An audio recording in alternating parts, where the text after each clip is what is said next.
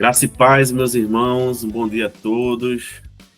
Espero que vocês estejam bem. Vamos dar continuidade a mais um estudo da nossa lição Examinar as Escrituras. E hoje, para essa lição, nós temos aqui como convidado o nosso pastor. Prazer recebê-lo aqui, pastor. Micaías, tudo em paz, Diácono. Um bom dia aí a todos, a paz. Que alegria poder estar participando com vocês desse momento aqui de aprendizado, né? Sobre essa lição. Tamo juntos. Muito bom. Agora, já que na 3 a gente entendeu quem escreveu a Bíblia, a gente sabe que a Bíblia é a inspiração do próprio Deus, agora a gente precisa saber como interpretar. E a lição, baseada nesse tema de interpretação, ela tem duas partes, a parte 1 e a parte 2. Então vamos começar hoje aqui com a parte 1, como interpretar a Bíblia, lição 4, e ele já começa, né, o texto básico aqui, que Paulo escreve aí, orienta a Timóteo, e aí, pastor, ele já coloca esse versículo aqui na versão NTLH, só que eu gosto mais da versão original aqui, a versão Lara, né, que ele orienta a procurar apresentar-se a Deus de forma aprovada, como obreiro que não tem que se envergonhar, que maneja bem a palavra da verdade. Então, Paulo aqui já instrui o pastor Timóteo sobre o manuseio correto da palavra de Deus, não é isso, pastor? Micaías, esse texto é um texto clássico, né?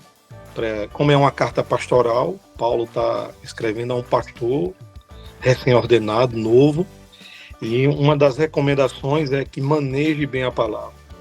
O exemplo aí é claro que é um exemplo de uma espada, e não poderia ser outro, porque a Bíblia nos ensina que a Bíblia é a espada do Espírito, né? E cabe a nós sabermos manejá-la. Eu entendo que é importantíssima, todo guerreiro precisa saber como usar a sua arma, a sua espada, e não é diferente para a vida do líder da igreja, dos oficiais e de membros, né? De um cristão, de uma forma geral, saber manejar bem a palavra, saber o que ela quer dizer, né? Deixar com que ela fale naturalmente desde os seus autores e sua origem. Muito bom.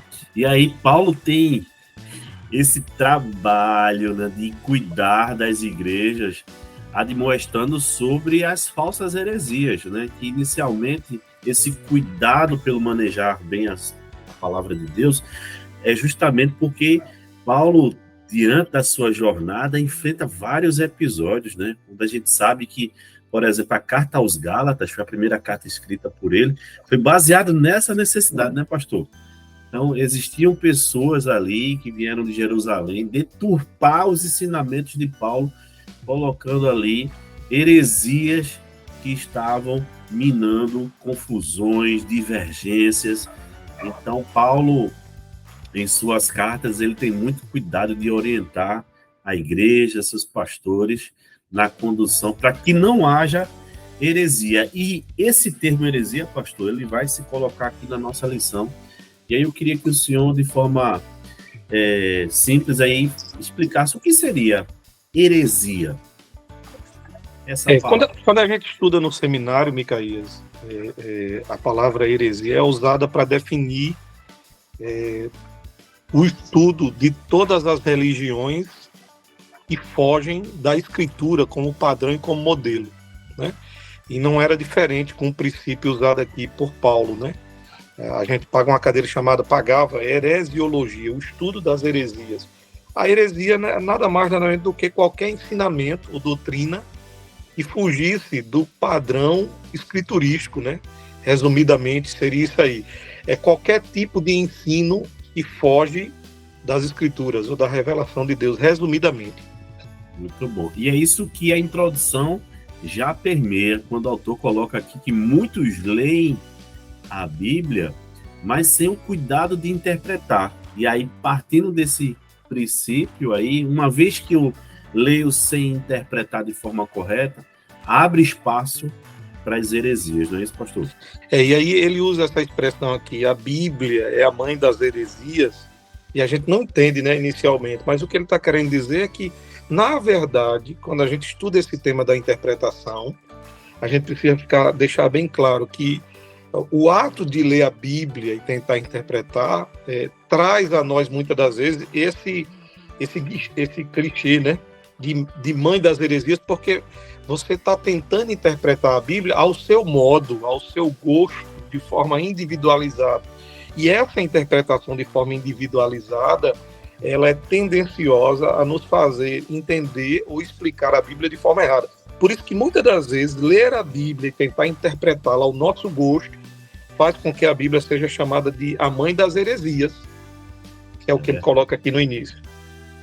E aí é o risco que aqueles que leem sem interpretar correm, porque corretamente não acabam não conhecendo sobre a doutrina de Deus, né, o homem, o pecado, a salvação, Jesus Cristo, o Espírito Santo e os acontecimentos do futuro. Então, abre margem para deturpar o ensinamento da palavra. E quando a gente fala sobre interpretar a Bíblia, existe um termo técnico que possivelmente aí o senhor, né, lecionou, pagou essa cadeira na faculdade, dando um curso de teologia, que é a hermenêutica, né, pastor?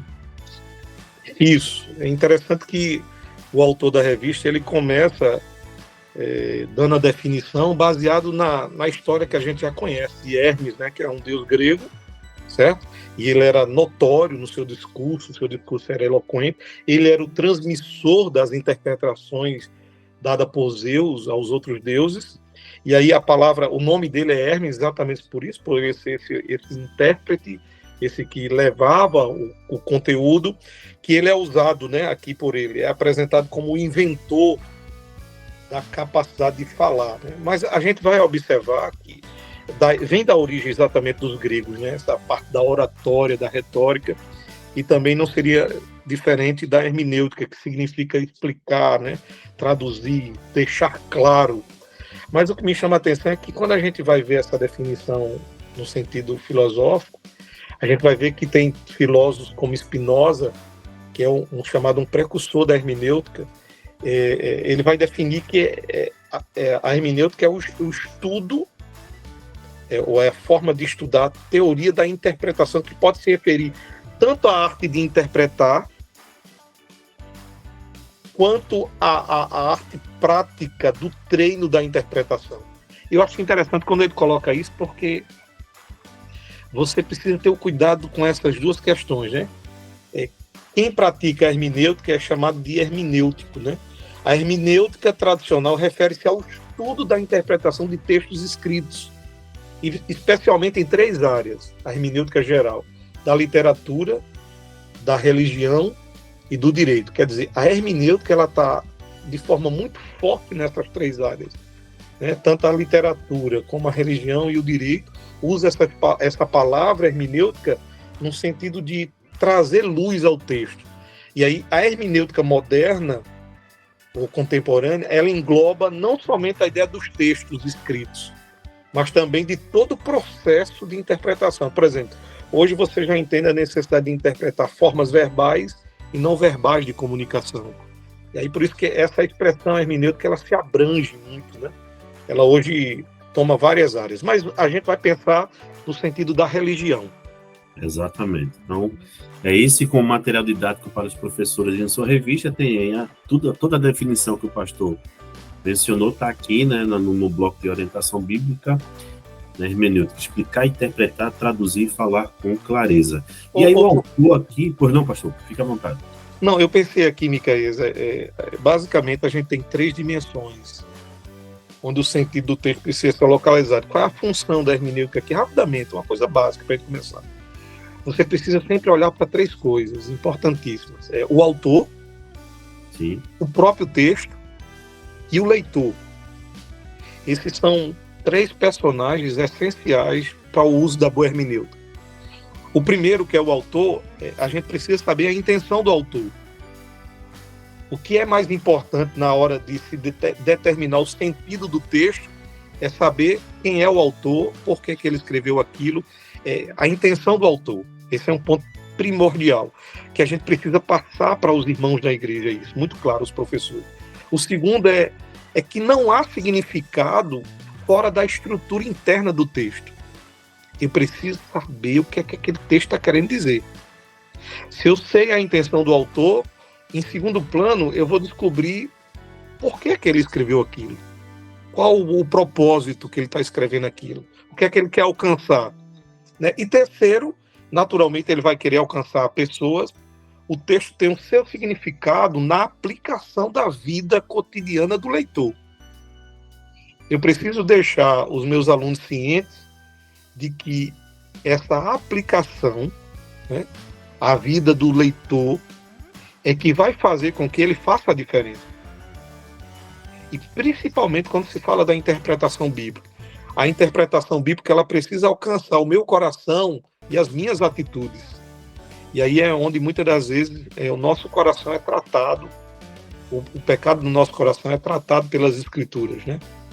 Os nossos pecados que nós muitas das vezes deixamos de ser guiados por nós mesmos, muitas vezes nos afastamos da lei do Senhor, da palavra do Senhor, exatamente por uma má interpretação, ou por não colocar em prática aquilo que a boa interpretação foi nos dada. Por isso essas três coisas, a intenção do autor, o significado do texto interno e a aplicação à vida cotidiana do leitor. Daí, pastor, estou lembrando aqui que por isso que nas cartas de Paulo existe uma orientação clara que nem todos têm essa capacidade, pelo menos esse desenvolvimento assim de conduzir bem uma boa interpretação para o ensinamento bíblico. Por isso das divisões dos presbíteros, né, dos diáconos, justamente por essa possibilidade, a sensibilidade de melhor interpretar o texto para que ela seja fiel repassada para a igreja, né, pastor? É porque aí, Micaías, a gente tem, assim, é aquela ideia, todo mundo prega, mas existem pessoas na igreja que o Senhor deu o ofício para esse fim, para ensinar, para conduzir a igreja através do ensino. É como a questão de todo mundo contribui, mas existem pessoas que têm o dom da contribuição, é uma coisa mais específica. E aí a gente entende que existem ofícios dentro do nosso governo democrático, em que o povo decide, através das suas assembleias, o que ela quer para si mesmo, ou melhor, busca a direção de Deus para tomar as decisões conforme a vontade de Deus. Como disse o pastor Joelson, é um governo não individual, democrático, mas é um governo teocrático. Né? Só que aí não é uma pessoa buscando a direção de Deus, é toda a igreja buscando a direção de Deus. Esse é o governo democrático, ele tem que ser teocrático. Mas aí Deus dá ofícios a homens dentro do corpo. E qual é o propósito desses ofícios? Segundo Paulo escrevendo aos Efésios, capítulo 4, é para que eles possam ser usados por Deus, capacitando a igreja, para que a igreja possa servir melhor. E essa capacitação é na área da pregação e do ensino. Muito bom. E aí, os professores vão perceber que o autor faz várias citações. Mateus 1, Marcos 5, 15, Lucas.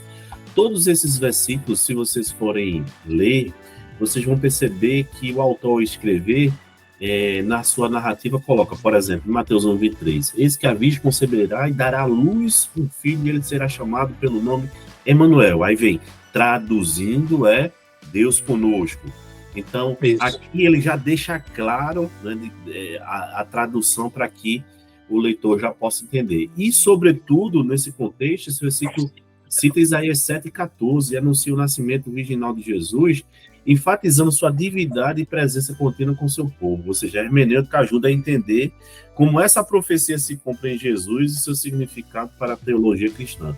Todos esses outros versículos, se vocês forem ler, ele está trazendo de forma clara aí essa hermenêutica, ou seja, Marcos 5,41. E tomando a mão da menina, disse, Talita cumi. Aí, traduzindo menina, né? A ti te digo, levanta-te. Então, veja que cada um desses versículos, ele está mostrando aí de forma clara. Traz luz, né? Traz luz para que a pessoa possa entender o que é que ele está querendo falar, né? Isso é o objetivo do evangelho.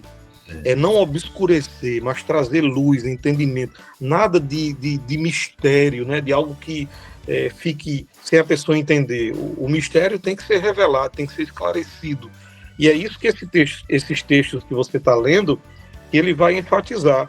Trazer luz, trazer claridade, entendimento, conhecimento, para que as pessoas possam entender o que está acontecendo. É como o caso, eu não sei se ele vai citar aqui, o caso do eunuco e Filipe. Sim. O eunuco está lendo o texto lá de Atos, né? Acho que é Atos 8. 8, está lendo o texto e, de repente, Filipe chega perto deles, entende o que lê? E eles, não há ninguém que me explique. E aí, Filipe sobe ao carro para explicar. Ali é hermenêutica. Explicação, né? Fazendo entender, trazer luz. E após o entendimento, o eunuco, o que é que impede de eu ser batizado? Eu quero confessar Jesus como meu Salvador. Quer dizer, ali é a boa hermenêutica. A boa hermenêutica, ela é, Micaías, nada mais, nada menos do que o processo que nós chamamos teologicamente da iluminação. Exatamente. A iluminação é a fase que nós estamos vivendo, de que nós já passamos pela revelação. Deus já deu a revelação, esse processo fechou.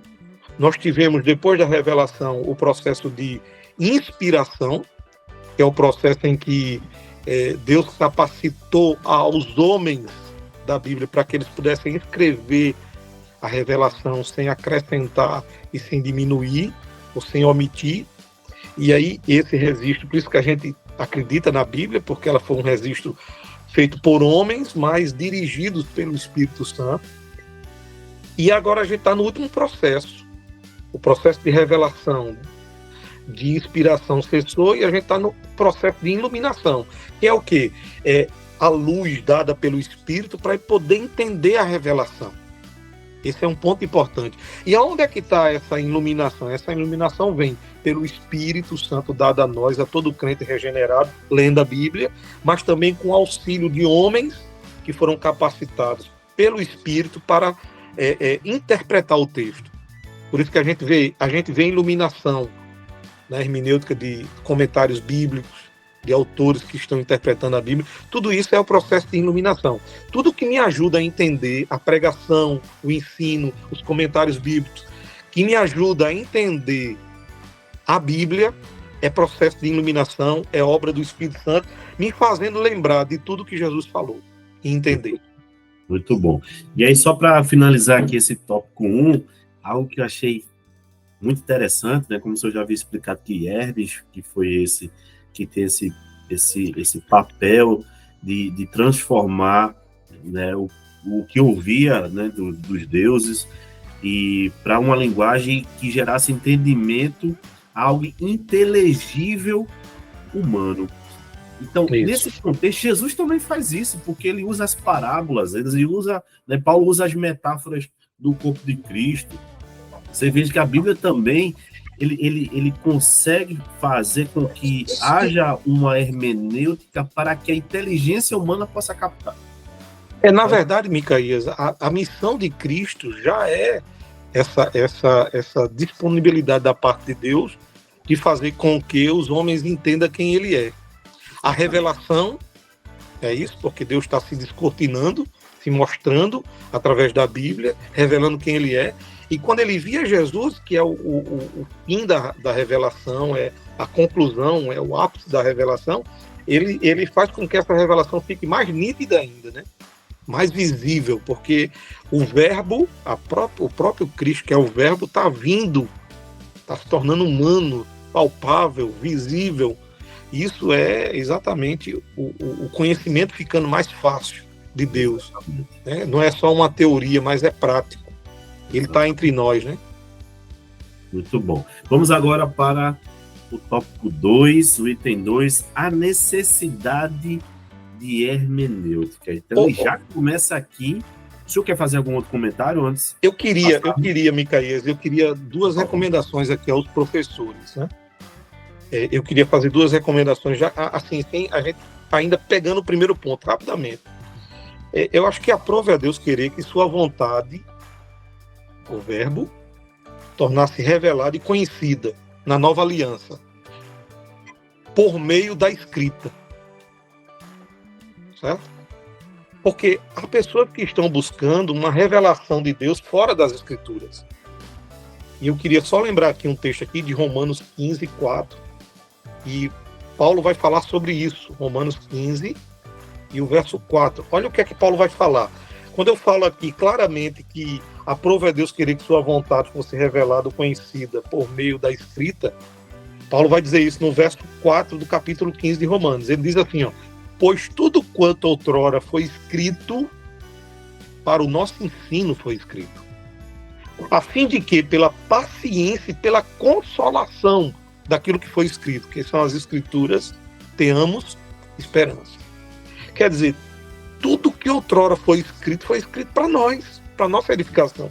O que é que a gente precisa aprender aqui quando se trata de hermenêutica? Eu queria muito que os professores atentassem para isso. É que aprove a Deus querer que a vontade dele, aquilo que estava na mente dele, fosse escrito, fosse revelado através da escrita. Não só, agora, eu não preciso mais buscar uma revelação de Deus fora das Escrituras, até porque não existirá mais uma nova revelação fora da Escritura. Né? E posso dizer isso com certeza. O processo de revelação para se tornar Escritura cessou. Eu estou falando de revelação como norma para toda igreja, Micaías. Cessou. Como norma para toda igreja, cessou. Eu não estou falando da experiência pessoal. Sim. Eu posso ter minha experiência pessoal com o Senhor. A doutrina cristã bíblica afirma que os cristãos devem buscar um relacionamento pessoal, um relacionamento vivo com Deus vivo. Suas experiências com Deus. Mas isso não quer dizer que a minha experiência vai virar doutrina, regra para a igreja. Porque a doutrina e regra para toda a igreja já está nas Escrituras. E essa doutrina e essa regra nem pode ser acrescentada e nem tirada. Pois é. Isso gera muita confusão de entendimento. Inclusive, na nossa sala, teve um aluno que disse assim, não, porque eu ouvi o Senhor falar de tal forma. Amém. Mas isso não é regra para os outros. Né? Na verdade, não é doutrina, nem é Bíblia. A experiência pessoal, a gente vai ver lá na frente, na segunda lição, acho que tem isso, deve falar alguma coisa sobre isso. Isso é um dos princípios da interpretação. A experiência, a escritura avalia a experiência, e não a experiência a escritura. Exatamente. Sendo assim, a gente precisa entender uma coisa, a experiência pessoal é válida. O tanto que eu tenho de comunicação, de relacionamento com Deus, é necessário. Eu só não posso querer fazer da minha experiência, dos meus sonhos, das visões, ou qualquer outra coisa que eu tenha na minha experiência com Deus, regra, doutrina, a nível das escrituras, para estabelecer isso para a igreja. E nem que deturpe a palavra. Claro, e nem vá contra a escritura. Isso é um princípio primordial. Essa é a primeira coisa que eu queria colocar aqui para os alunos. Colocar essa coisinha aqui. A experiência pessoal, ela é importante, mas ela não pode reger a vida da igreja. A vida da igreja é regida pelas escrituras. Certo? Porque existe muita gente dando ênfase, né, à vida subjetiva, às sensações, às emoções, e o cristão deve ser guiado pelas escrituras. As experiências pessoais não é regra nem lei para a vida da igreja. E essas experiências devem estar subjugadas pela escritura. A segunda coisa, Micael, que eu acho que é importante, quando se fala de hermenêutica, é que a reforma protestante buscou dar ao povo o livre acesso à leitura das escrituras. Exatamente. E não a livre interpretação das escrituras. É verdade. É uma diferença grande. Muito grande. Uma coisa é você... A reforma buscou, os reformadores buscou fazer com que o povo pudesse ter acesso da leitura, poder ler na sua própria língua. Já na tradução da Vulgata Latina, né? Isso, para o alemão e assim sucessivamente. Mas observe, não é a livre interpretação da escritura. Eu vou pegar a Bíblia e vou interpretar ao meu mero prazer. Não. Até porque para interpretar sempre existiram princípios ou regras de interpretação. Logo, o povo poderia interpretar a partir desses princípios. Interpretar do meu gosto, aí os reformadores foram contra esse tipo de interpretação, que é chamada por eles de interpretação individualizada, egoísta, né? Eu vou interpretar o meu gosto. Aquilo que é bom para mim, né?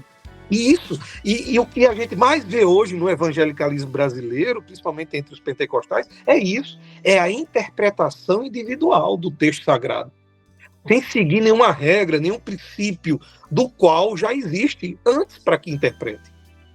Por isso, entendamos uma coisa, a reforma trouxe o livre acesso à leitura das Escrituras, não o livre acesso à interpretação das Escrituras. Para interpretar a Escritura, existem princípios, existem regras, né? Sendo assim, o ponto é que esse individualismo hermenêutico tem tiranizado muitos evangélicos, aprisionando-os no subjetivismo individual absolutamente enganoso. Eu interpreto porque eu tenho acesso à Bíblia e ao Espírito Santo, eu vou interpretar do jeito que eu entender. Não, é preciso ter as regras e o conhecimento necessário para ter a boa interpretação, e aí sim você vai ter um entendimento correto das Escrituras. Exatamente. Se você não tem essa capacidade, busque no seu pastor, no seu líder, em pessoas que tenham esse dom de fazer uso desses princípios importantes para lhe dar um bom entendimento, né, do seu professor da escola bíblica, para que ele possa lhe auxiliar. Esse é um segundo ponto importante, e eu paro por aqui. Muito bem, pastor. Muito bom. E aí nós vamos para o segundo tópico, a necessidade de hermenêutica, que ele já começa com algo super importante. Sim. Ele cita 2 Coríntios 4:4, quando Paulo adverte a igreja que o Deus desse século cegou o entendimento. Então, se cega o entendimento, eu lembro que o senhor tinha indicado um autor chamado John MacArthur, e eu comprei um livro dele que era chamado Sociedade Sem Pecado.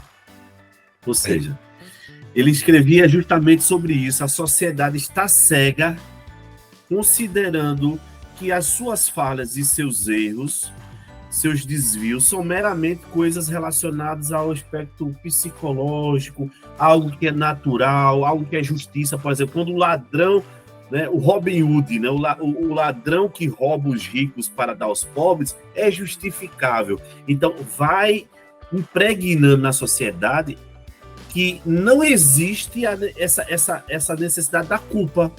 Logo, ele faz com que a sociedade seja cega quanto ao entendimento de não precisar mais de um Salvador, de Cristo, aquele que condena o pecado, que está ali para salvar a vida do pecador. Então, Paulo, já naquele século, já advertia a igreja sobre isso, né? Sobre essa cegueira de entendimento que também paira nos nossos dias hoje. Então, a necessidade de hermenêutica já começa por aí, para garantir que a igreja reconheça que é pecadora e, sobretudo, existe a necessidade do Salvador, que é Cristo Jesus. A gente sempre diz que o evangelho começa com uma boa notícia, né? Mas eu queria implementar aqui, fazer uma mudança. Eu entendo que o evangelho começa com a má notícia. Exato. Qual é a má notícia? É que nós somos pecadores. Estávamos condenados. Condenados, pecadores, miseráveis, indignos da graça de Deus. Isso não é uma boa notícia, é uma má notícia. E o evangelho começa assim. Por que começa assim? Porque para a boa notícia fazer sentido, é preciso entender a realidade de quem está recebendo essa boa notícia. E qual é a minha realidade? Porque as boas novas, né? Exatamente. Ela é boas novas para exatamente esse mal que é o pecado.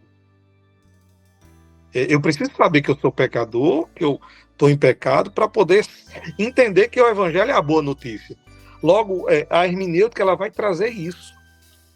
E tem mais, quando você coloca essa questão aí do pecado, a ideia que você falou de MacArthur é que as pessoas estão tentando a nossa sociedade está tentando anular, fazer ficar invisível a doutrina do pecado. Não tipificar o pecado.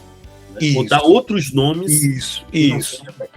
Porque isso vai trazer problemas emocionais, né, sentimentais, familiares, pessoais para as pessoas. Não, as pessoas precisam saber que pecado é pecado. Né? E aí, uma coisa interessante que ele coloca aqui é que o pecado obscurece o entendimento.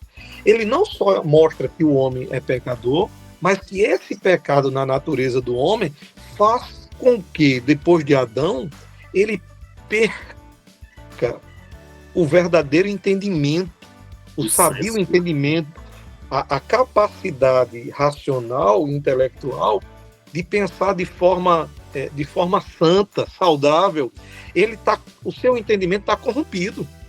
E se o seu entendimento está corrompido, por isso que a hermenêutica é tão necessária. Esse homem com o entendimento corrompido pelo pecado, ele só vai ter esse entendimento transformado pela interpretação correta da palavra.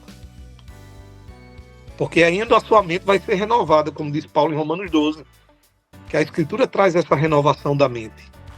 Exatamente. Eu estava lendo Salmo 1, meditando essa semana no Salmo 1, versículo 1, e ali eu estava identificando, né, três palavras importantes, né, que é o ímpio, o pecador e aquele que escarnece. O ímpio, ele acaba não vendo a Deus como aquele a quem ele deve a honra, não reconhece a Deus, né, para estabelecer sua vida cotidiana, né? Ele segue no mundo sem uma conexão com o Criador. O pecador, ele reconhece que é pecador, mas continua no pecado, né? Além dele reconhecer que está errado, ele reconhece.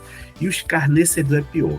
É aquele que, além de reconhecer, ele deturpa os ensinamentos de Cristo, né? Ele é muito mais do que um pecador, ele deturpa o evangelho de Cristo, né? Então, justamente a necessidade de conhecer a palavra nos faz com que nós possamos reconhecer o quão falhos e fracos nós somos e reconhecer a necessidade de um Salvador, né? Que é Cristo Jesus. E aí ele já começa como um pecador, e aí depois ele passa para um homem.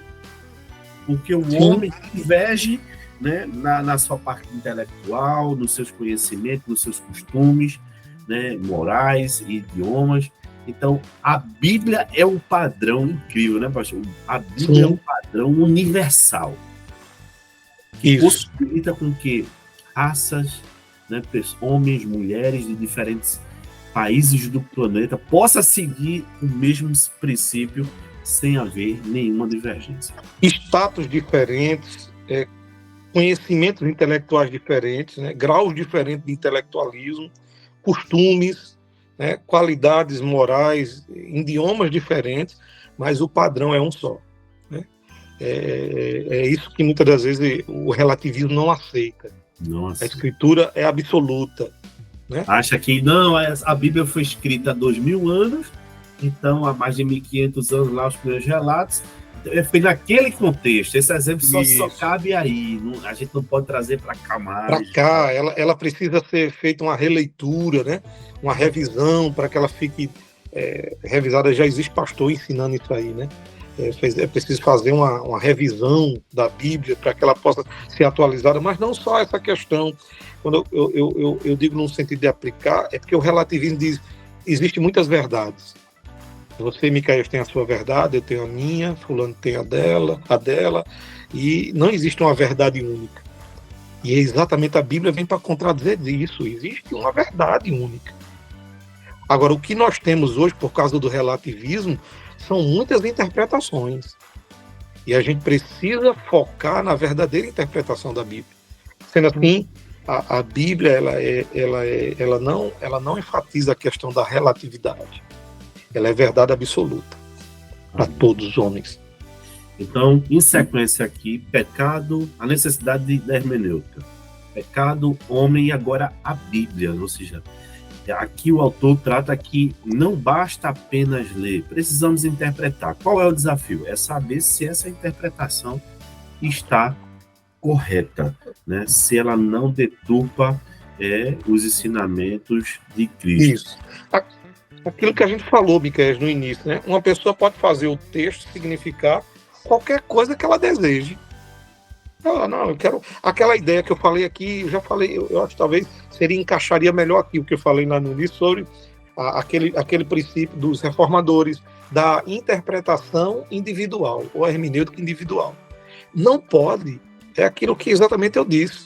Foi dado à igreja o livre acesso à leitura das Escrituras, né? E não a livre interpretação. Com isso eu estou dizendo que não pode interpretar? Não pode, mas é preciso ver como deve ser interpretado o texto, quais são os princípios para a interpretação, não livre interpretação, não ao meu gosto, ao meu desejo. Porque se eu interpreto a Bíblia ao meu desejo e ao meu gosto, eu vou interpretar sempre satisfazendo a mim mesmo. E esse é um problema da interpretação hoje. Cada um usa para interpretar o seu gosto. A gente precisa olhar uma hermenêutica, e aí é uma coisa interessante. Eu preciso olhar para a hermenêutica no sentido histórico. Como é que os apóstolos interpretavam isso? Como era que os pais da igreja interpretavam isso? Como é que os reformadores interpretavam isso? Porque aí, se eu tenho uma interpretação na história, eu tenho uma noção como é que os grandes homens de Deus e as mulheres de Deus interpretaram isso na história, para que eu possa seguir um padrão. Eu não posso chegar aqui e querer dar uma interpretação nova de algo que já tem uma interpretação histórica bem sucedida. Eu preciso respeitar essa história, né, da interpretação, entendeu? Esse é um ponto importante, que eu queria que os professores entendessem isso. A reforma era contra uma interpretação individual, para que o homem não interpretasse ao seu mero prazer. E como é que a gente vence isso? Olhando para a história da interpretação, da hermenêutica. Como é que, desde os pais da igreja, ou desde os apóstolos, era interpretado isso? Qual era a visão dos apóstolos? Qual era a visão dos pais? Qual era a visão dos reformadores? Para que a gente pudesse ter uma noção de como o assunto foi tratado na história. Exatamente. Muito bem. E aí ele dá sequência a uma casadinha, né? O item 4, que é o zelo do apóstolo Paulo, e a experiência de Filipe. Paulo aqui, que recomenda manejar bem a palavra, e o autor aqui ele faz uma associação com o seu ofício, né? John MacArthur, aqui ele cita John MacArthur, explicando que, como Paulo é fabricador, né, de tendas, ele usa esse termo, né, que os pedaços, se eles não forem bem cortados, todo o subconjunto ali daquela tenda ia ficar desajustado. Então, manejar bem a palavra é uma demonstração que Paulo faz a Timóteo, a Tito e aos outros que estão ali na igreja, para que a igreja possa ser alimentada de forma adequada. E aí ele coloca, né, a junção dessas palavras, né? Direto, reto, sincero, justo. E aí a junção... Exatamente. E aí é ser sincero nos termos, dar o pedaço correto, o que é justo, a porção exata, ou seja, nem a mais nem a menos, né, pastor? Tem que ser exato, é o que a Bíblia ali pode dizer. Exatamente, Miquel. Eu não tenho mais o que implementar, o corte correto, né? A medida correta, né? O manejar bem é essa medida correta, sem acréscimos e nem decréscimo, nem aumentar, nem diminuir, mas ser fiel ao transmitir a palavra com fidelidade. E esse é o grande problema. Por que é tão estranho você chegar na igreja e ver um povo que diz assim, nós não entendemos a exposição bíblica, ou nós não queremos a exposição bíblica. É novo para algumas igrejas a exposição bíblica, que tem o uso da interpretação das escrituras. Por quê? Porque exatamente o propósito de algumas igrejas que secularizaram, tornaram pragmáticas, é falar aquilo que vai massagear o ego das pessoas, falar de si mesmo para outra pessoa, né? É falar daquilo que está no seu coração de si mesmo, ou do homem para outro homem. E não é isso a pregação. A pregação é você falar da parte de Deus, daquilo que você recebe da parte de Deus a partir das Escrituras, e transmite aquele conteúdo de forma fidedigna, sem acréscimo, sem diminuição. O exemplo mais claro disso é Paulo, escrevendo em 1 Coríntios 11. Quando ele vai falar da ceia, do sacramento, o texto é muito claro. Eu transmiti para vocês aquilo que eu recebi de Cristo. Quer dizer, a fidelidade de Paulo está clara ali. Esse manejar bem da palavra é exatamente aquilo. Ele não acrescenta e nem diminui. Ele transmite para a igreja de Corinto e as outras igrejas o sacramento como Cristo assim o determinou, sem enfeitar, sem botar acréscimos ou sem diminuir, na medida que Cristo determinou. Por isso que ele vai dizer assim, eu estou transmitindo para vocês aquilo que de Cristo eu recebi, da forma como eu recebi. Quer dizer, de forma fiel ele transmite. As palavras de Cristo, ele é como um mensageiro, né, que leva a mensagem de um rei. Quando ele chega lá, ele entrega a carta, né, ou os dizeres da forma como o rei mandou, sem diminuir nem acrescentar. É isso que Paulo está dizendo aqui. Por isso que nós usamos a metodologia de exposição bíblica, né? Isso. As pregações expositivas, que é justamente parte desse contexto, né? Ler o texto, explicar e aplicar. É a forma mais próxima do que é o coerente, tá? Ensinar de forma justa, correta, sem aumentar e diminuir.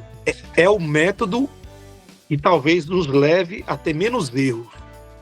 É verdade. Da forma como a gente deve transmitir a revelação de Deus, a palavra de Deus. Muito bom. E aí ele faz aqui uma relação com Filipe. Se Paulo pede para manusear bem a palavra e ele admoesta a Timóteo, a Tito e os outros pastores, Tiago aqui mostra que uma vez exerceu o bom manuseio da palavra, ele teve a capacidade, segundo o Espírito Santo, de ter o seu ouvido ali atento à orientação do Espírito Santo para se aproximar do Etíope, perceber que ele estava lendo ali Isaías e questionar, né? Compreendes o que lê? Pastor, eis um desafio, porque se compreendes o que lê, a gente está vendo aqui um contexto de um gentio que está lendo a palavra e um cristão ali chega ali e faz esse tipo de questionamento. Hoje, os próprios cristãos estão nesse contexto. Será que todos compreendem o que lê? Né? Esse é o desafio que a gente tem. Esse é um grande desafio nosso, entende? E eu acho que um ponto deve ser registrado aqui, é que é necessário o significado, o entendimento, não só a mera leitura da Bíblia, mas é necessário que o leitor compreenda o significado da Bíblia. E não é fácil, né, pastor? Não pelos nossos méritos, que a gente não vai conseguir. Como ele vai colocar mais na frente, é preciso que seja uma pessoa que tenha o Espírito Santo, seja convertido, seja regenerado. Mas um ponto principal aqui que eu preciso colocar é, eu acho que naquele dia ninguém vai ter a desculpa, estando dentro da igreja, de dizer que não teve a oportunidade de entender. Porque se ela tem a dificuldade de estudar, se ela não sabe os métodos ou os meios de fazer isso, ela tem o auxílio da igreja. A igreja está ali exatamente para isso. Deus capacitou homens com seus ofícios de ensino, de pregação, para doutriná-los, para transmitir esse conhecimento, para trazer luz a esse conhecimento, né?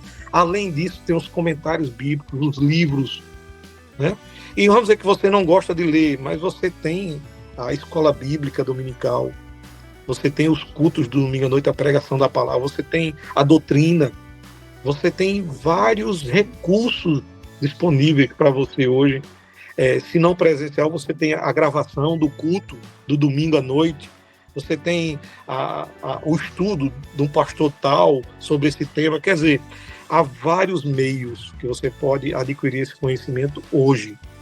É injustificável. Agora, é necessário. Exatamente. E eis o desafio. É fazer com que a igreja possa ter esse compromisso de buscar no entendimento da palavra, em buscar, né? Eu lembro os bereanos, né? A igreja de Berea tinha muito esse cuidado. Paulo lá, trazendo as boas novas de salvação, uma igreja da Berea com um caderninho assim, imagina eles anotando. Rapaz, deixa eu ver isso aqui, vou comparar para saber se realmente tá certo. Ou seja, veja a preocupação de saber o que estava entrando nos seus ouvidos estava coerente com o que eles haviam interpretado e entendido da palavra de Deus. Então, é um cuidado que nós, como igreja, precisamos ter para que não sejamos meros espectadores, né, pastor? Ir para a igreja apenas para ouvir os pregadores trazer a mensagem, mas eu preciso acompanhar, buscar, pedir a Deus, né, que o Espírito Santo nos ajude a ter esse mesmo entendimento que é o propósito da pregação, da exposição. Sim.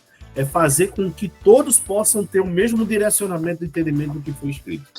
É porque eu falo assim, no sentido de buscar num conteúdo, num livro, na pregação, através daquelas pessoas que têm um ofício de ensinar, esse é o pontapé inicial. Mas depois de que você começa a andar com suas próprias pernas, você vai buscar esse conhecimento. E você sabe que todos nós passamos por isso, Micael. Um tempo em que você dependia daquilo que estavam lhe falando, mas chega um momento que você começa a pesquisar, a buscar, a estudar. E isso vai mostrando que você está amadurecendo, está crescendo, está começando a andar com suas próprias pernas. Isso é muito importante no processo do conhecimento. São estágios, né? É verdade.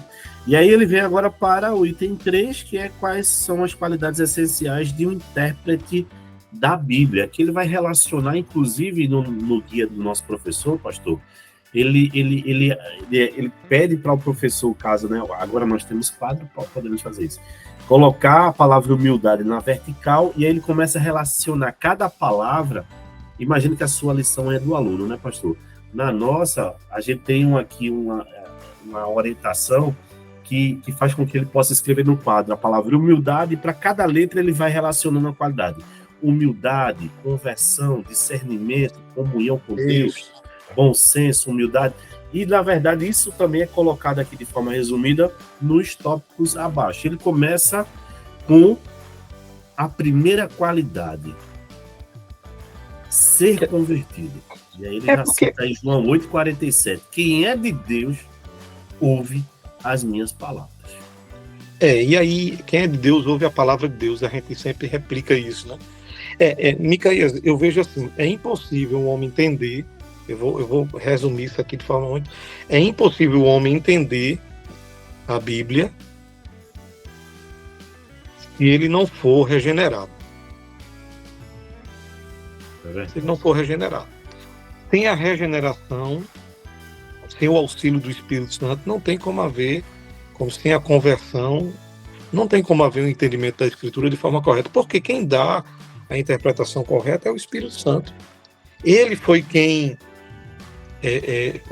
auxiliou os homens na história em 1.600 anos, capacitando cada homem, e desses 40 ou mais de 40 escritores, para escrever 66 livros. Foi ele, em épocas diferentes, lugares diferentes, né? Com capacidades intelectuais diferentes, em meio a tantas diferenças. Como é que a Bíblia tem harmonia e unidade? Pois é. Ela tem harmonia e unidade porque o autor foi um só. Quem coordenou o processo de preparo da Bíblia foi o Espírito Santo. E ele, como foi ele quem preparou, ele é quem pode capacitar o homem hoje para poder ter a interpretação correta, o entendimento correto. E só ele, né? Só ele.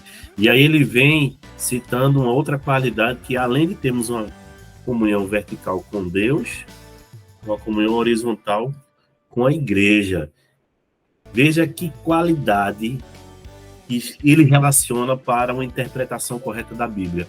Então não só adianta eu me relacionar com Deus e esquecer da minha comunhão com meus irmãos, né, no ouvir, no partilhar, que foi todo o ensinamento que a igreja do Novo Testamento, lá em Atos, né, deixou bem claro sobre a importância da comunhão de um com os outros nesse fortalecimento do conhecimento da palavra, né, pastor? Sim, o princípio aqui é o princípio que sempre existiu dos 10 mandamentos, né? A gente sabe que são 10 mandamentos, 4 trata da relação vertical e 6 trata da relação horizontal. Quer dizer, 4 trata da relação com Deus, quem eu devo adorar, como eu devo adorar, né? Quando eu devo adorar.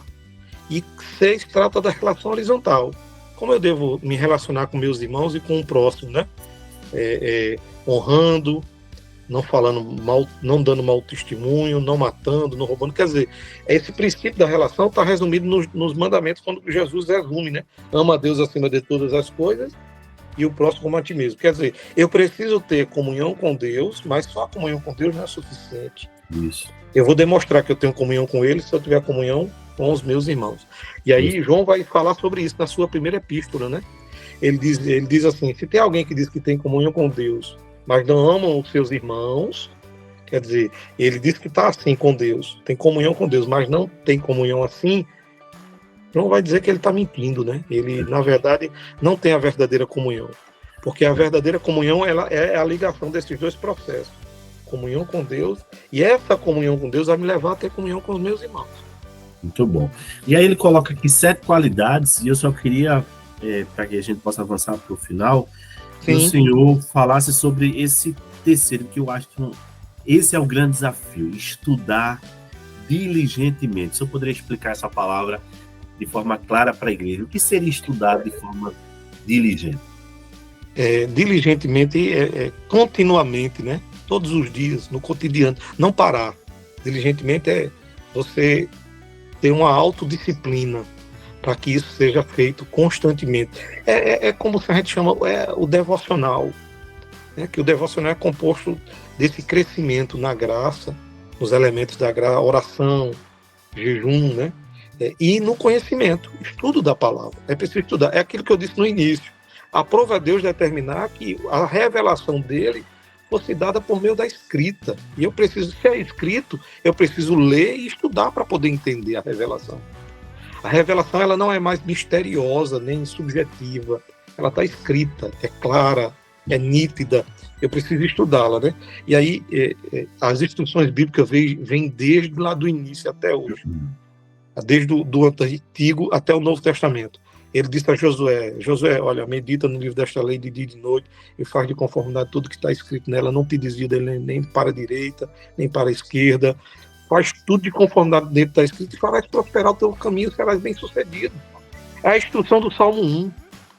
O justo e anda de acordo e medita na lei do Senhor de dia e de noite, e aí vai novamente a ideia do diligente, do continuamente, será como uma árvore plantada que dá o seu fruto no tempo certo, a folhagem não cai, e tudo que faz prospera.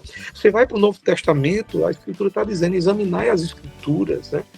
O próprio Jesus enfatiza que nós devemos nos submeter à palavra, estudar os seus mandamentos, porque quem ama os seus mandamentos, que pratica os seus mandamentos, verdadeiramente é a forma de mostrar que o ama.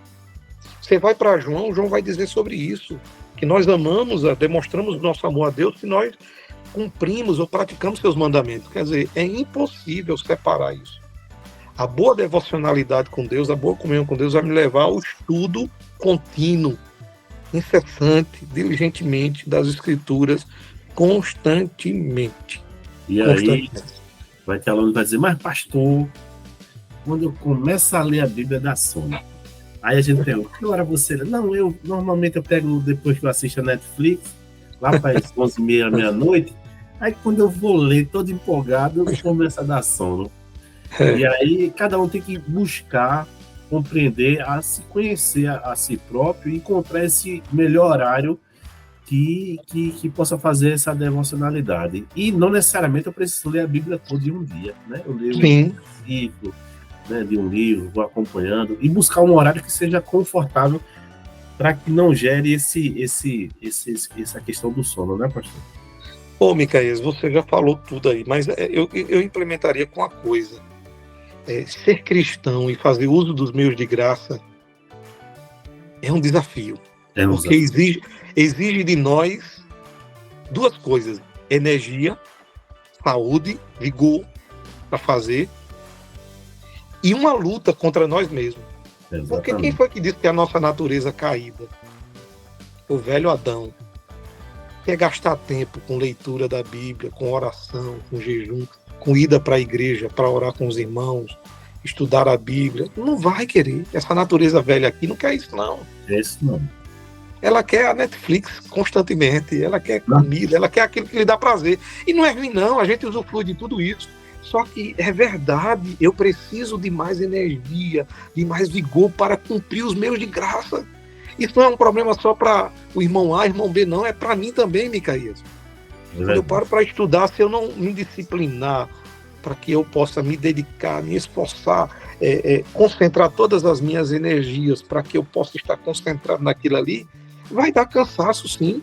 Vai querer fechar os olhos, vai querer...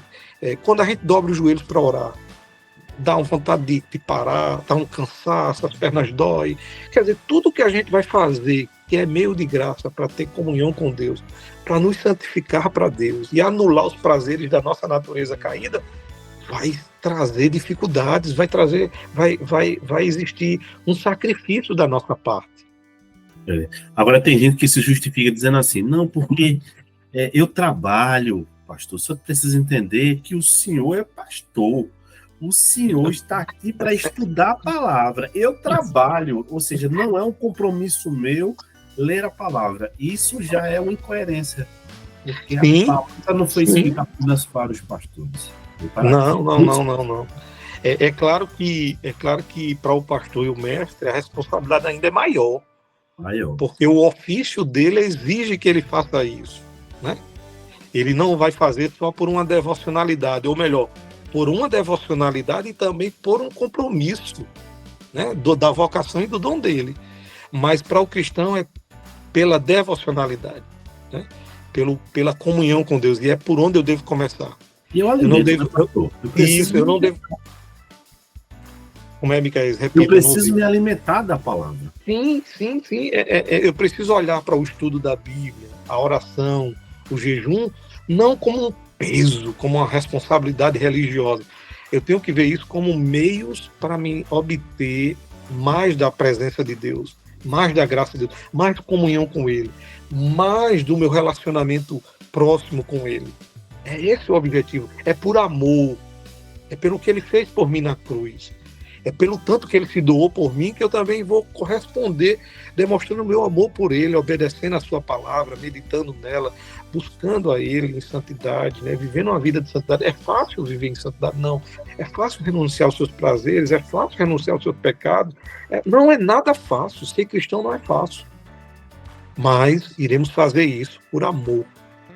Pelo amor que Ele demonstrou por nós, pela sua graça que nos alcançou.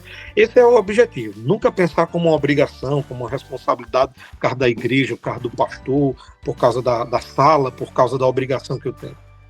Mas por devocionalidade. Amém. Pastor, vamos já para a reta final aqui, para o item 5, né, que ele fala um pouquinho desse item 4, os princípios da interpretação da Bíblia. E aí ele começa a citar, né? Quais são esses princípios? Né? Trabalhar partindo do princípio que a Bíblia tem autoridade, e a gente inclusive viu isso nas outras lições, porque a Bíblia é a palavra de Deus, né? Quando a Bíblia é lida, é a voz de Deus ali que naquele momento é ouvida através, né, dos escritos que foram dados através dessa inspiração que Deus deu aos homens a escrever. E aí ele coloca os próximos pontos, né? Então, trabalhar partindo desse princípio que a Bíblia tem autoridade, né? E aí esse é o desafio, porque tem pessoas que colocam... ele lê até a Bíblia, é o que o comentarista aqui faz. Ele pode até ler a Bíblia, mas ele coloca a razão, a tradição, né, as experiências, as histórias, o testemunho acima do ensinamento bíblico. E aí é o problema que o senhor inicialmente até comentou sobre isso, né, pastor? 10 minutos. Ô, Micael, eu preciso pontuar aqui uma coisa importante. Reconhecer o princípio da autoridade, o que isso significa? É reconhecer a sua inerrância ou a sua infabilidade. A Bíblia, ela não tem erro no seu conteúdo, ela pode ter erro de traduções, mas não no seu conteúdo. O conteúdo que Deus quis passar para a sua igreja está preservado. Ela é inerrante. Eu preciso lembrar da sua inspiração, que a gente já estudou nessa revista. Ela é inspirada, ela é o hálito de Deus, ela saiu da boca de Deus, certo? E eu preciso acreditar, na sua suficiência. E aqui está o grande problema. Porque tem crente que diz que acredita na Escritura, mas acredita na Escritura, mas não acredita que ela é o suficiente. Pois é. Ele acredita que pode existir outras coisas que lhe ajudam além da Escritura. E aí eu vou citar algumas. Por exemplo, algumas religiões têm a tradição como um implemento para a Escritura. Certo? Outras têm as vontades e os desejos. Meus desejos e as minhas vontades devem prevalecer. Certo? E outros colocam as experiências, como os pentecostais. É verdade. Coloca tudo isso acima da Escritura. E quando eu coloco essas coisas em pé de igualdade ou acima da Escritura, eu não estou reconhecendo a autoridade da Bíblia. Quando eu busco essas coisas e deixo de lado as Escrituras, eu não estou reconhecendo o princípio de autoridade das Escrituras, que é sua inerrância, sua inspiração, que é a capacitação do Espírito para que os homens pudessem escrever, transmitir a revelação sem que acrescentasse ou diminuísse, e a suficiência é eu dizer que tudo que está na Bíblia é suficiente para mim sustentar espiritualmente, me guiar para viver uma vida que glorifique a Deus. Esse é o princípio de autoridade. Se esses 3 princípios não me regem, a Bíblia não está tendo a autoridade suficiente. E aí, o que é que acontece? É que muitas das vezes, na teoria, eu digo que a Bíblia tem autoridade sobre a minha vida, mas na prática não é verdade. E na prática é quando eu entendo que ela é suficiente. Muito bom. Isso mesmo. E aí ele já inicia o tópico 2, dizendo que a Bíblia explica a Bíblia. Inclusive, hoje, na nossa ligação pela manhã, o senhor citou essa frase, né? A Bíblia explica a Bíblia. Né, pastor? Eu prefiro uma expressão que a gente já usada mais antigamente pelos reformadores. A Escritura explica melhor a Escritura. Não tem ninguém para explicar a Escritura melhor do que a própria Escritura. Ou seja, a Bíblia contém as suas próprias leis de interpretação que, quando entendidas e aplicadas apropriadamente, produzem o sentido correto da passagem. Por exemplo, eu quero que os professores transmitam isso para os seus alunos. Faça o uso da concordância. Um assunto é tão difícil de entender, tem aquele texto que a gente está trabalhando e é difícil de entender. Certo texto específico é difícil de entender. Procure outros textos que tratam do mesmo assunto. A Bíblia vai trazer outros textos que corroboram com aquele texto para trazer luz sobre aquele assunto. Quer dizer, as várias citações da Escritura mostram a sua unidade, pois trará mais luz sobre o tema se nós pararmos para observar assim. Esse texto fala sobre esse assunto, mas não está tão claro. Onde é que está outro texto? Eu preciso entender que a Bíblia é uma unidade. E ela vai me responder, ela vai me completar tudo que é necessário, entendeu? Sendo assim, olhe para os escritores do Novo Testamento, eles faziam uso frequente da concordância. Todas as vezes que Paulo ou Pedro ia falar sobre algum tema, ele voltava ao Antigo Testamento, trazia de lá. Usava a concordância para poder citar hoje aqui, porque isso iria enfatizar a autoridade divina e a autoridade apostólica dele. Que ele está falando de acordo com as Escrituras. Lembrando que a revelação é progressiva, né? A revelação não foi dada de uma vez só. Por isso que eu devo buscar nas Escrituras, sempre que um tema está difícil, fazer uso da concordância.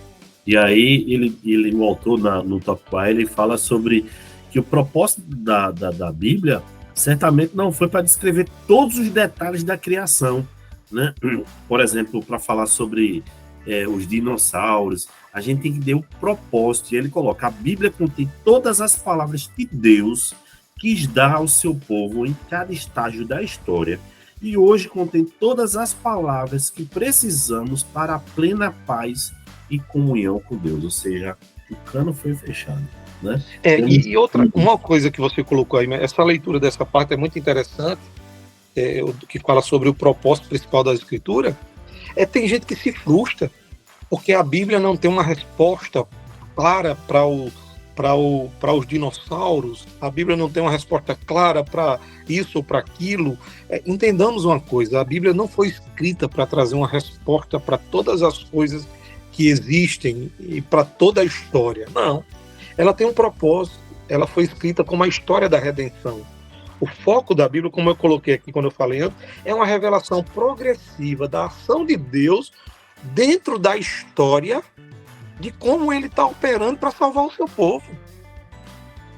Ela não precisa corroborar com todas as partes da história. Ela não precisa falar de todas as partes da história. Não, porque esse não é o objetivo dela. Ela é uma parte da história, em meio a toda a história, que conta a ação de um Deus que quer redimir o seu povo. Esse é o objetivo, para que a gente não se sinta frustrado, porque a Bíblia não tem resposta para tudo, e não era o objetivo de Deus dar resposta para tudo através da Bíblia, mas fazer com que o seu povo entendesse a história da redenção, de como ele é um Deus salvador. Esse é o objetivo. Muito bom. E aí, quando ele cita aqui Bruce Milne, segundo os subpontos que ele coloca, ou seja, interpreta a Bíblia segundo o propósito principal, isso que a gente leu, interpreta conforme o propósito principal do autor, que é aquilo que o senhor falou inicialmente, né? E interprete o que vem primeiro à luz do que vem depois. E aí ele dá aí uma revelação, ele fala que a revelação bíblica é seletiva, acumulativa e, sobretudo, progressiva. Exatamente, aquilo que eu acabei de falar, né? Ela é progressiva, ela não é instantânea. Quer dizer, a gente precisa acumulativa, porque a gente vai tendo um arcabouço, né? Vai crescendo o conhecimento, né? Seletiva, porque na verdade essa revelação apontada para os escolhidos, para o povo de Deus. Por isso e é seletivo no conteúdo que vai ser colocado também, né? Sim. E progressivo porque ela não foi dada uma revelação única, né? Mas foi dada paulatinamente. Ô, Micaías, chega esse ponto aqui, eu queria... eu não sei se ela está chegando ao fim, mas eu queria, se você me permitir, no final, pontuar algumas coisas aos professores, né? Aos que vão falar nas salas. A gente já falou do princípio de autoridade da Escritura, falou a Escritura explica a Escritura, né? Eu recomendaria aos professores a dizer aos seus alunos, né? Leia o texto dentro do seu contexto, seja anterior ou posterior, certo? Isso é muito importante. Cada escritor da Bíblia teve uma razão, um propósito específico, dado por Deus para ele escrever aquele livro. Eu preciso entender o que estava na mente desse escritor humano, porque entendendo o que está na mente daquele escritor, eu vou entender qual é a revelação que Deus deu da sua mente para esse homem. Esse é um ponto. Por exemplo, eu devo olhar não só a árvore. A gente olha muitas vezes uma árvore, né? Eu tenho que olhar a floresta toda. Tem hora que eu tenho que ver o que a Escritura diz sobre aquele assunto de uma forma geral, e não só um texto exclusivamente. Esse é um ponto que eu queria colocar aqui. A segunda é busque o significado etimológico das palavras. A Bíblia foi revelada por Deus e escrita por meio de linguagem humana. Isso quer dizer, ela deve ser interpretada gramaticalmente também, a partir da linguagem humana. Ver a língua em que ela foi escrita, o significado dela é importantíssimo. Terceiro, busque interpretar as palavras no sentido que tinha no tempo do autor. Eu acabei de falar isso, estou só repetindo, né? Ou seja, compreender o que o escritor está pensando. Esse é um princípio primordial, o contexto. E aí a gente vai conseguir caminhar para interpretar melhor a Bíblia. Esses são os princípios assim, importantes, além daqueles que já foram citados anteriormente. Muito bom. Uma excelente lição para iniciar esse princípio da interpretação da Bíblia. Passamos aqui um bom tempo, mas espero que seja proveitoso aí para todos vocês, professores. Nós vamos ter a oportunidade de ministrar essa lição em 2 domingos, então dá tempo aí para a gente discutir. Mas, como o pastor falou, eu que também reforço, assim, não fujam desse princípio que já está sendo norteado, né? Essa lição foi tão bem construída, né, pastor, que não adianta você trazer os elementos para aqui para dentro, não. Se você seguir a lição, fiel à lição, ao que está sendo escrito, explicar o que está sendo escrito, com certeza você já vai estar fazendo seu papel, né, na condução de ministrar uma boa aula. Ô, Micaías, esse é um princípio básico do conteúdo da escola bíblica. E aí vai uma instrução aos professores.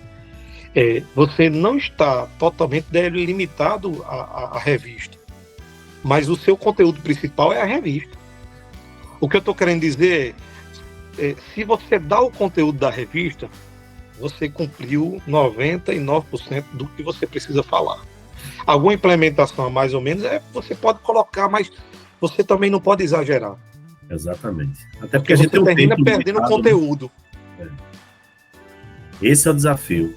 E eu dou graças a Deus, pastor, porque nós estamos tendo alunos que estão, né, ávidos por esse conhecimento.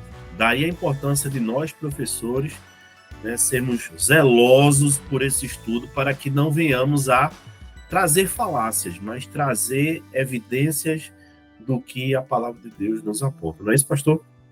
Verdade, Micaías. Eu quero dar os parabéns novamente à diretoria da EBD, na sua pessoa, pelo trabalho, por esse podcast. Eu creio que vai ser de grande proveito para todos os professores. Amém. Pastor, obrigado aí pela sua participação e aos professores, né, boa aula no próximo domingo. Deus abençoe a todos com a graça e a paz do nosso Senhor Jesus. Amém. Um abraço.